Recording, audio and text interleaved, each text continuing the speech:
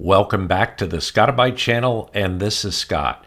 Have you ever had to transfer files to someone else and their files larger than can fit in an email? So traditionally, what people have been doing is using something like WeTransfer and the other types of products that WeTransfer supports. And so they have some great products called WePresent, and a lot of these products have a tremendous amount of ads in them, and also you're transferring your files through a third party.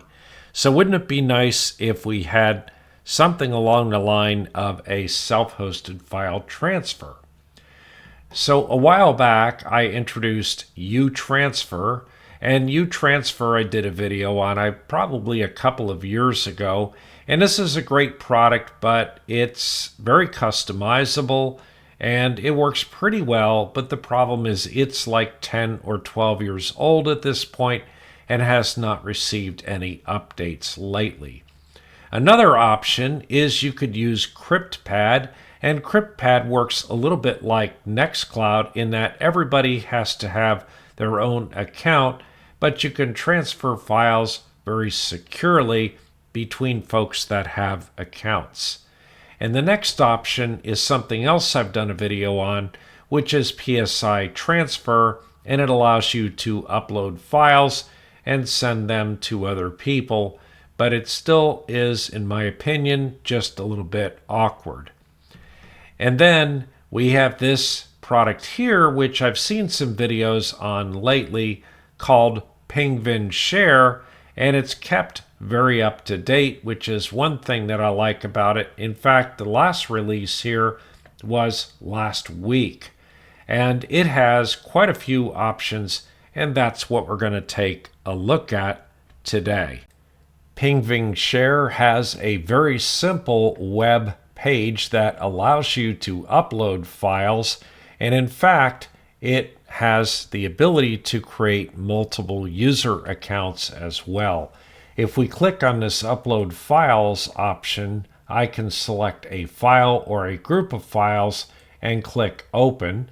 And then it says I can append more files, so I could click again and click on another file and add it to the group as well.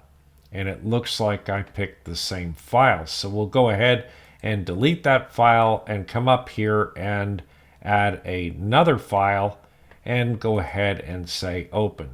So now we have two files here, and we can keep adding to this list.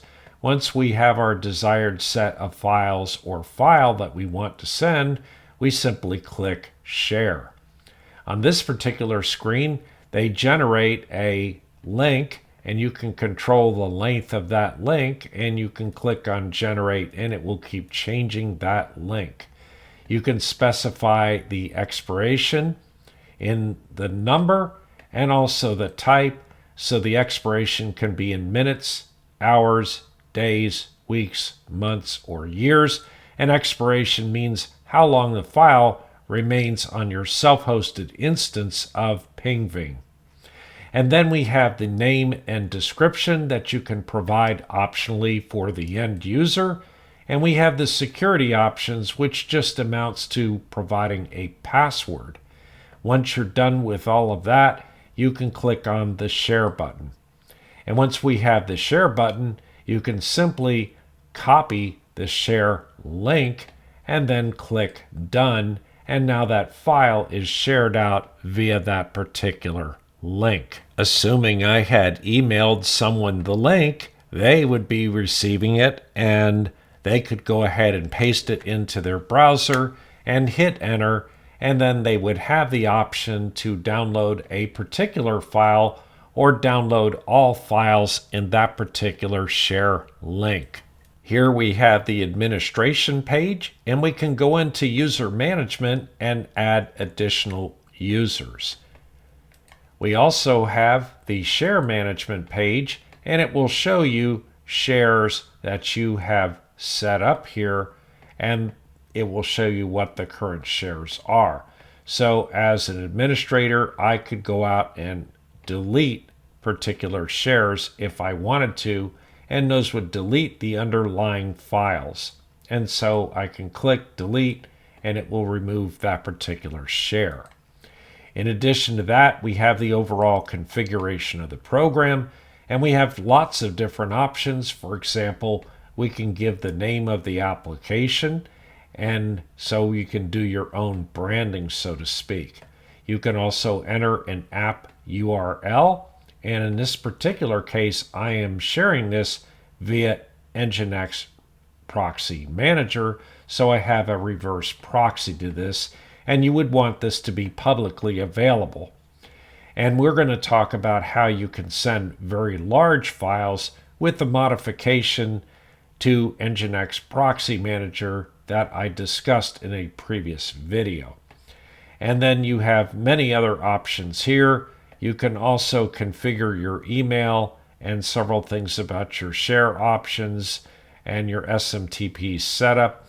And it even supports LDAP logins if you want to set this up for a company and have an external authentication system.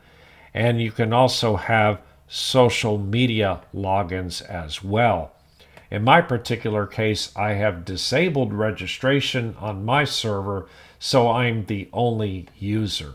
And in fact, if we go back here and we click on this option and log out, you can see that it doesn't give any registration option. It just prompts for my username and my password. And I have those credentials that are set up in my Bitwarden. When I go to log in, it also supports time-based one-time password authentication. And so I provide that TOTP token and I log in. Pingvin File Transfer also has this icon up at the top next to the upload, where we go to upload files as I showed previously. And this particular icon gives you access to the shares that you have shared out, but it also gives you access to something called reverse shares. If I click on reverse shares and I click on create, it will go ahead and create a reverse share link, and it will email it to the person that is the recipient that you specify. And once they have a link, they can upload files to the link, and you will receive an email message whenever they finish uploading files. And that way it gives you a way to allow other people to send files to you. Pingvin has many other options as well, but let's go take a look and see how to install and configure Pingvin on your system. Here we are at a terminal prompt on my demonstration Incus server, and we're going to create an Incus container with the command Incus launch images :ubuntu /2404. We're naming the container Pingvin, which is the name of the application, and we're providing it the default profile and also the bridge profile, which is discussed in Incus containers step by step. And if you're unfamiliar with Incus, you should go ahead and go watch that video. We're setting boot.autostart equals to true, which means that anytime the server starts, this Incus container starts. And we're setting security.nesting equal to true, and the reason for that is because we are going to have a nested Docker container inside of the Incus container, since Pingvin is a Docker application. Next, we'll use the shell command to connect into the shell account on the new container. And with all new containers, it's always a good idea to do an apt update to update all of the repositories to make sure you're at the latest current version. And if you go into this too quickly, like I just did, you're going to get some temporary failures in resolving the archive addresses. And the reason for that is because the IP address has not yet been granted. If we do an IP space A, we can now see that we have an IP address just that quickly. So now when we do the apt update again, This time it will complete successfully. So there's a few dependencies we're going to want to install in order to run our Pingvin application in Docker, and those are going to be curl, nano, net-tools for convenience, and OpenSSH-server for administration of the container after it has been created. After these dependencies are installed, the next thing that we want to go ahead and do is to install Docker. So now we install Docker from the script on the Docker website, which is this curl command here.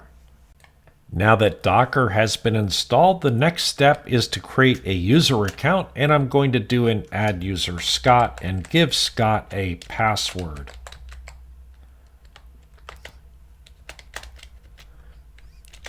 Now that the Scott account has been created, I'm going to go ahead and put myself into the sudo user group so that I have privileges from that account. And since I installed Docker and I don't want to use a sudo command with every Docker command, I can also put myself in the Docker group as well. Let's SU over to the Scott account that we just created. And now we want to go ahead and make a folder or a dedicated folder for the application called Pingvin. And now we're going to move inside of the Pingvin folder with a cd space Pingvin. And now we want to go ahead and edit the Docker compose file. And you don't really have to name that file docker-compose. You can just name it compose.yml if you prefer simplicity. After that, we have some data that we want to go ahead and paste inside of that, and that will be the contents of the Docker compose file, which is very simple. We only have one service, and that is Pingvin share. It has one image, and it says restart unless stopped, and then the port will expose port 80, even though the author has used port 3000 in his application. The reason we can use port 80 is because our Incus container is dedicated to just this one application. He has one environment variable called trust_proxy, and it's set equal to false, and it says to set it to true if you're using a reverse proxy. I have not had to do that, and I've looked to try to find out what that functionality is, and I haven't really been able to decide. So in your case, if you find you need to set it to true, then by all means do so. There's two volumes. One points to the local folder data, and the other points to a subfolder of data called images. Next, we do a Control-O and Enter to write the file out, and a Control-X to exit the nano editor. At this point, we can do a Docker compose up-D to go ahead and bring the application up by downloading all of the overlays for the Docker container and then starting the application in detached mode, which means we don't need to stay logged into the terminal in order to have the application running. Once you get the command prompt back, the application should be running, and you can do a Docker space PS. And what you're looking for is that the status would be up and that it is healthy. And that should start almost immediately. Let's go ahead and do an if config command, and we're looking for the address of device ETH0, and in this case it's 172.16.1.254, and I make a copy of that address. Next, I head up to this address in my web browser and I enter it and hit enter. At this point, it will come up and say Pingvin Share, a self-hosted file sharing program, and I'll go ahead and say sign up.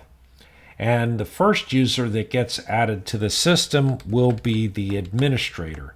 So I'm typing in my desired username, and I'm going ahead and typing in my email, and then it asks for a password. And once you do that, you can click Let's Get Started. I'll go ahead here and click Customize Configuration, and the first thing we're asked for is the desired application name, and I'll just say Scotti-BYTE File Share. Next thing they ask for is what the app URL, and this says which URL it's located at. In my particular case right now, that's going to be http://172.16.1.154. It looks like, yes, 154. And it's just at port 80, so I don't have to include the port number. Otherwise, I would have had to say something like :3000. And it says whether or not you want to use secure cookies, but you can only do that if you're doing HTTPS, which we're going to set up eventually. And then it says, do you want to show the home page? And that would be up to you. It specifies the time and hours where the user has to log in again, otherwise forced log out, so to speak. So if you use this on your local network, you might want to stay logged in. And you can pick your favorite image for a logo if you want. Here we go ahead and do a save. The next screen is the email screen, and it says enable email recipient sharing, and it says whether to allow sharing with recipients, and you can only enable this if SMTP is activated. And it has all of the various templates for the email. And then we have the share settings, and you can either allow registration or not. On my instance, I do not allow registration because I don't want people signing up for share accounts. This service is mainly for me to share with others, and if I want others to have accounts, I'll go ahead and create them as such. And then there is the SMTP option, and obviously since the app sends mail, you might want to register with your favorite SMTP server. Optionally, they have the ability where you can put the links in here to sign on via the various social media login sites, and so that's another way to authenticate. If you're running inside of a business, you might want to have LDAP as your authentication mechanism, and this supports that. And it seems to me that this sort of conflicts with the overall purpose of the program, which is to self-host everything, but they do give you an option to use the Amazon S3 storage as well. But since you have to pay for that, I think that self-hosted storage is probably a better option.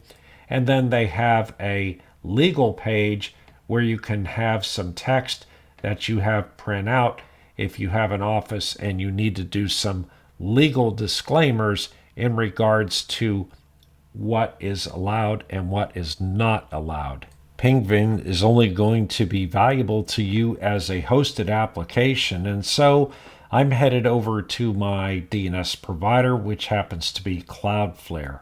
And I'm going to create a CNAME record. You may use an ANAME record. It kind of depends whether you need an A record or a CNAME record, and you should know that. So I'm going to go ahead and set mine up for purposes of testing and just call it test. And then I'll go ahead and say that test is a CNAME record that goes to Scotti-BYTE.com.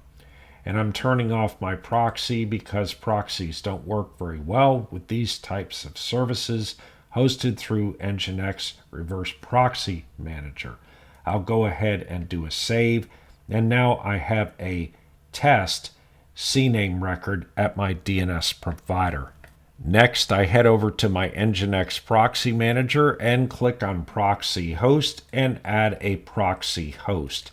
My domain name that I just added over at Cloudflare is going to be test.scotti-byte.com.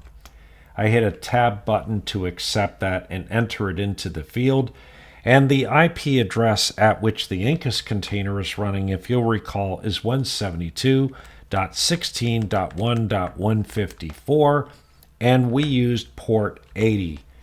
By default, the application used port 3000, but we changed that to 80.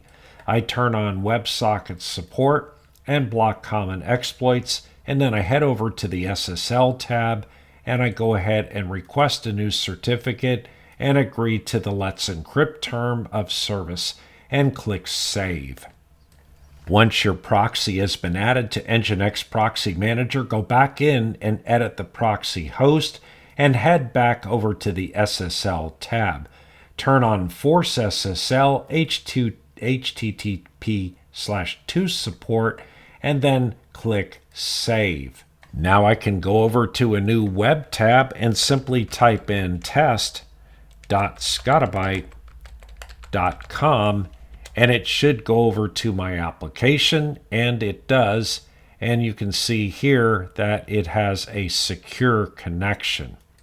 So at this point, I can click Sign In, and I can specify my username or my email address. I'm typing in my username of Scott, and then I'm going to go ahead and type in my password. And it goes ahead and logs into the program. At this point, I think it's important for configuration purposes to go into administration and to go into configuration, and now to change the app URL to https://test.scotti-BYTE.com. And of course, your URL will differ. And there I type save. And at this point, any of the file transfers, uploads, or downloads should operate over the secure HTTPS traffic. The next thing you'll want to do is you'll want to head over to the option that says Share. On the Share option, they specify down here the maximum share size, and by default, that is 1 gigabyte. So of course, email messages can generally transfer 1 gigabyte.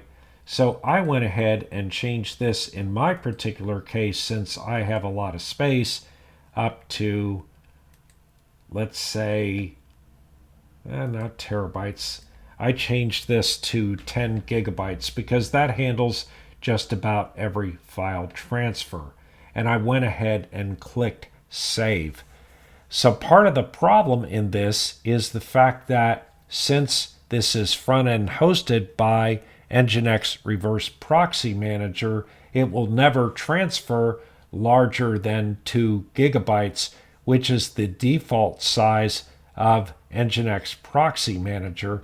And so we have to make modifications to Nginx Proxy Manager to allow it to let the Pingvin program actually use the space that we specify here. Previously, I created a tutorial that was entitled Image How to Bust the Upload Limits. And if you go over to discussion.scotti-byte.com and look at the show notes for that, namely Image How to Bust the Upload Limits, you'll see where it talks about how to SSH into your NPM instance or shell into your NPM instance, that is your Nginx Proxy Manager instance, how you should move inside of that NPM folder, and then do a docker ps command so you can see it running, and then do a docker exec-it for the ID of that instance, or you can use the name of that instance, and then you will be inside of the Nginx Proxy Manager. And at that point, I mentioned that you should cat out the contents of the nginx.conf file. And then I said scroll up in your terminal and then select and copy the entire contents of that particular file. And then you can exit the Docker container. Then make yourself a config folder and move inside of that config folder and create a file called nginx.conf and paste the contents of that file in there. And then at that point, you can go ahead and look for these entries called proxy requests buffering and proxy max temp file size, and you want to turn it to off and 0. And if you've done everything correctly, the file should look like you can see right here. And so these changes make the upload size unlimited for Nginx Proxy Manager, which is sitting in front of Pingvin, and will also cause the upload file sizes for, well, image in this case on these notes, but also for Pingvin, and it will allow those images to be unlimited. And then I said go back up to the folder above the config folder, edit the Docker Compose for Nginx Proxy Manager, and here we want to go ahead and add a line for that config file, which is a new volume, and it's going to be .config/nginx.conf, and we put the rest of that in there. We go ahead and exit out of the Docker Compose file and then restart it with an incus restart npm, or you can simply do a Docker Compose up-d once again, and it will restart it. At that point, those settings say for 10 terabytes are not 10 terabytes. That would be a really large upload file, and nobody want to sit around that long. But if you wanted to set those file sizes up to 10 gigabytes, that would work just fine. I've tested it on Pingvin, and I tried sending the 6.4 gigabyte Ubuntu desktop ISO file, and it worked perfectly. One other little caveat that I'll tell you, and I'll put in the show notes as well, is that it's going to be very important to make sure that the file names of your shares, that is the file names of the files you upload, that they only have one period in them and really no special characters. Otherwise, I've noticed that causes the upload to fail. So I had to rename the Ubuntu image and just simply call it Ubuntu 2404 and not have a dot in it. So it was essentially Ubuntu 2404.iso, and that worked just fine. Pingvin makes an excellent private, fully self-hosted application to use as a file portal for your friends and family. And I really like the application in general, and in conjunction with the modification that I will include the details for in the show notes, it is an excellent way to handle uploading and transferring files to other folks that are very large. Anyway, that's it for today. Please subscribe and like to the channel, and don't forget to hit your notification bell, and we'll see you next time.